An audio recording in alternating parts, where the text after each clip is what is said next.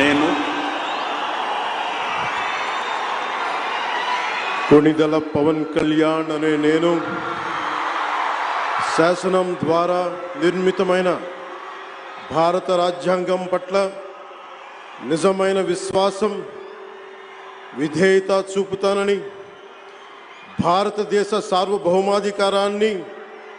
సమగ్రతని కాపాడుతానని, ఆంధ్రప్రదేశ్ రాష్ట్ర మంత్రిగా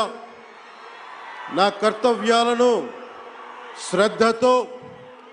అంతఃకరణ శుద్ధితో నిర్వహిస్తానని, భయం కానీ పక్షపాతం కానీ రాగద్వేషాలు కానీ లేకుండా రాజ్యాంగాన్ని శాసనాలని అనుసరించి ప్రజలందరికీ న్యాయం